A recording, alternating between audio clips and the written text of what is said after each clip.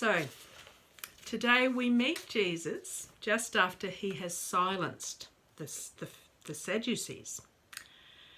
And as their religious rivals, the Pharisees, were out to score points, testing Jesus with a question. As we know, the Pharisees loved the law. In fact, they expanded the original 10 commandments to 613 commandments. They had laws for everything. Lots and lots of rules. You can, you can't, you can, you can't. In recent months, we've become very acquainted, more than ever, with what that might be like, as we've been living under a multitude of laws. Never before have we had to check the DHHS website before doing anything, before we meet for church on Sunday. Can we meet indoors? We get things like this from the Bishop. Regional Victoria remains in step 3. From last weekend, some were easing. We were able to have 20 people, replacing 10. No sharing food, drink, crockery, utensils, vessels or other equipment with participants. And please note, it has to be held in an open space proximate to places of worship, and that in addition to the maximum 20 participants, a religious practitioner employed or otherwise engaged by a religious institution must attend in order to lead the gathering or ceremony. Ideally, this person would hold a bishop's licence, clergy person or lay reader. If in doubt, please contact me directly. And that's just one tiny bit of how many hundreds and hundreds of pages have been produced at this time. And we're all very much more than we ever were. What's the law? What's the rule? What's the 613th commandment about this? Do I have to wear a mask? How many people? Where can I stand in the supermarket queue?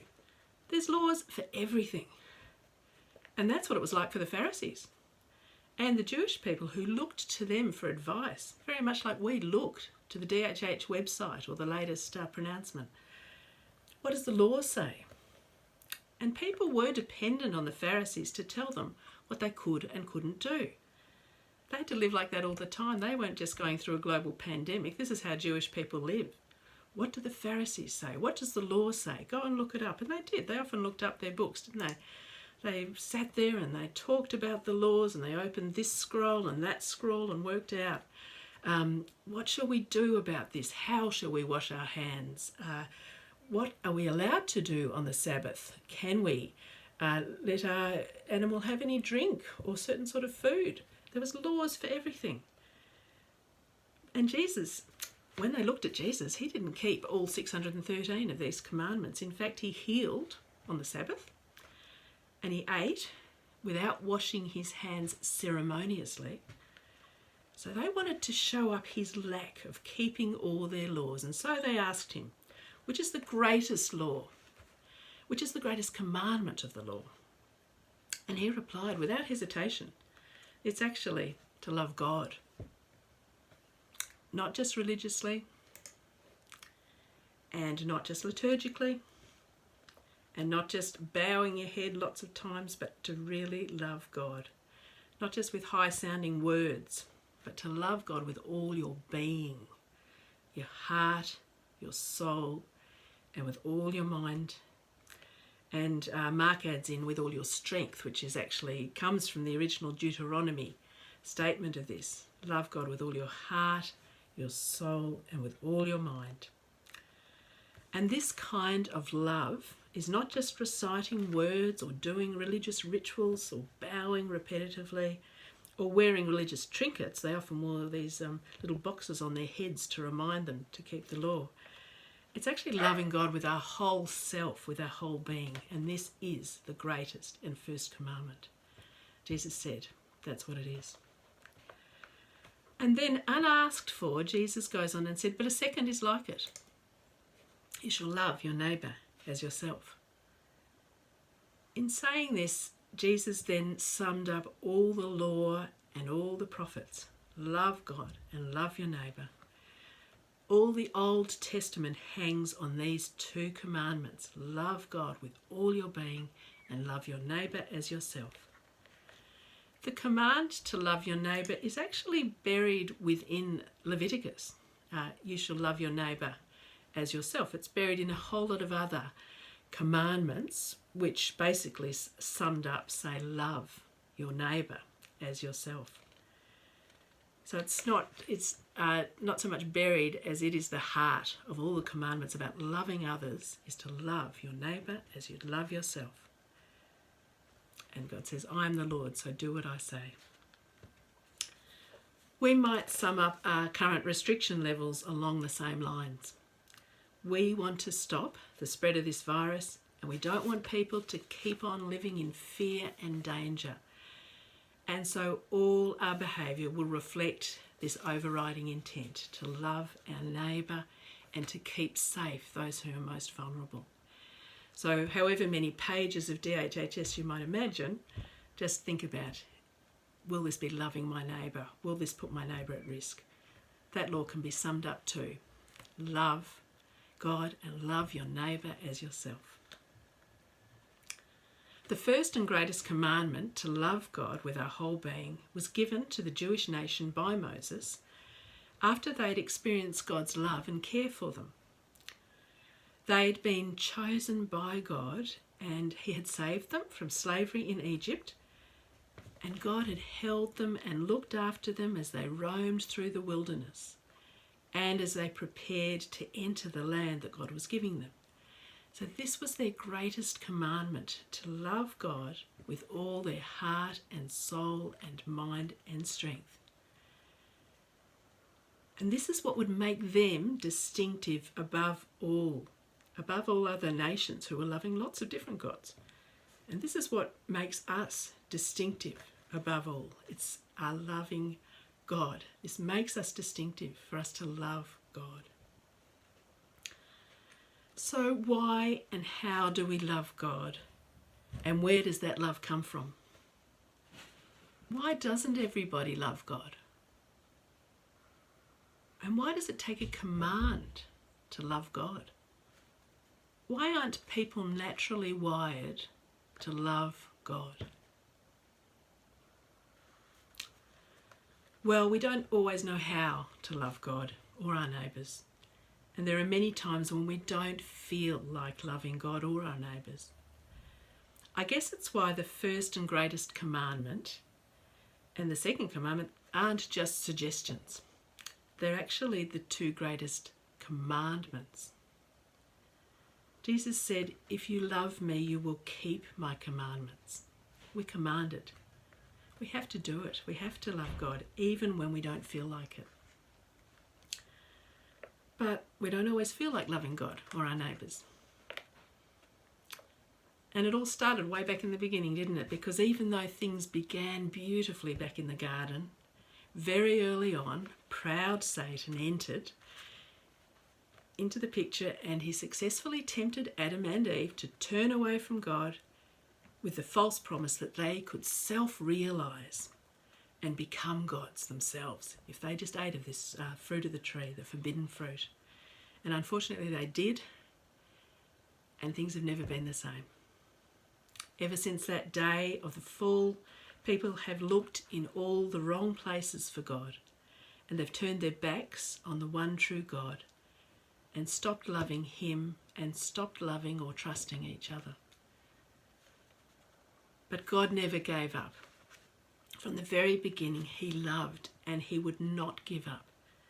He revealed his love by saving Noah, by Abraham, revealing himself to Abraham, and then to the entire Jewish nation, and saving them and caring for them. And in response to this undeserved deep love, when the people were asked to love God, back in Deuteronomy, they found that their love flowed quite freely from their whole being, because they remembered what God was doing and had done for them. Obedience to the greatest and first commandment flowed from their deepest being. Any of us who've opened ourselves to the deep love of God know how the realisation of his love draws forth from us our love from our whole being. We love God so much when we realise how much he loves us. We can love with God with all our heart and souls and minds and strength. And because of Jesus and because of his sacrificial life and death for us, we've got even more impetus and more reason to love, because not only do we know ourselves to be loved and cared for by God our Father, but we also know how much it cost him to give his Son in costly and sacrificial love, because Jesus died for us to bring us back to himself. And that love is deep, it's costly, it's painful, and it's sacrificial. And when we see that love of God the Father and the Son for us, love is drawn forth from us. This kind of love, this quality of love, it comes from God and draws forth from our wholehearted love for him. And we only know how to love because God first loved us.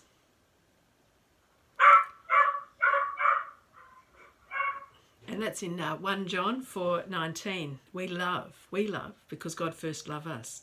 We love God with our whole being. We love our neighbour because of the love of God in us. And I'll just go back to that previous one. They don't know we're Christians because we are political put downs, because we're, one side of the political spectrum.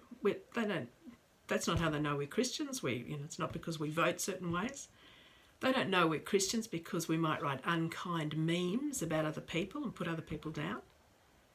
They don't know we're Christians when we start name calling. They don't know we're Christians. We start to say we're better than you and divide ourselves up from other people. How do they know we are Christians? They'll know we are Christians by our love. And that love we only know because of the Father's love for us. We love because he first loved us. But we have to learn to love. Sometimes it doesn't come naturally. Sometimes we do want to put ourselves first. But we're learning to love, and we're God's children. And as God's children, we're learning how to love because we've experienced the love of our Father. Parents know this, and they know how important it is to demonstrate this love to our children. Even those who don't know God, as parents, know that this love must be learned, and it doesn't always flow naturally. I saw this post during the week on Facebook, and I thought it's a beautiful example of how a child picks up how to love. It's from Ethereal Kia. And it's beautiful. It says, "I've spoken so much love into my daughter that she speaks it on her own. She'll randomly come up and say to me, 'I love you. You're amazing. You're so beautiful.' Because I planted those seeds and I continue to water them. And love blossoms." And that's how the love of a parent works in their children. Children seem to learn this very easily, and there's so much that we can learn from the way that children love. They learn to be loving directly in relation to how much they feel loved. Here are a few examples of what that uninhibited love is like from children, and they were taken from someone who was doing a bit of a study of 4 to 8 year olds. And the first one says, it's from Billy, aged 4. "When someone loves you, the way they say your name is different. You just know that your name is safe in their mouth." Terry, aged 4, says, "Love is what makes you smile when you're tired." Bobby, aged 7, says, "Love is what's in the room with you at Christmas if you stop opening presents and just listen."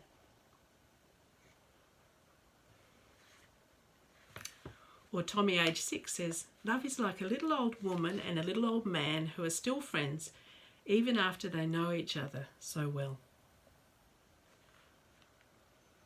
And Lauren, aged 4, says, "I know my older sister loves me because she gives me all her old clothes and she has to go out and buy new ones." And Jessica, age 8, says, you really shouldn't say I love you unless you mean it. But if you mean it, you should say it a lot. And the last one is absolutely beautiful. It's from, who's it from there? Doesn't even say who it's from. It's from a little one anyway, aged 4, 5. Oh, 4-year-old child. Their next door neighbour was an elderly gentleman who'd recently lost his wife. Upon seeing the man cry, the little boy went into the old man's yard and climbed onto his lap, and he just sat there. And when his mother asked what he had said to the neighbour, the little boy said, nothing. I just helped him cry. It made me cry. So, love is so beautiful, isn't it? And we learn it so much from just watching the other way people love, and we learn a lot of it from children. In these current times, our love may just be needed to sit with them and help them cry. We can only love because God first loved us. And if we struggle to love, then we can come to God and ask his help, to help us to be filled with his love and to love him and to love others. He'll never let us down. So let's pray. Loving Father, you know how to love. Teach us, fill us, and help us to love you with all our heart and soul and mind and strength, and to love our neighbours as ourselves. Amen.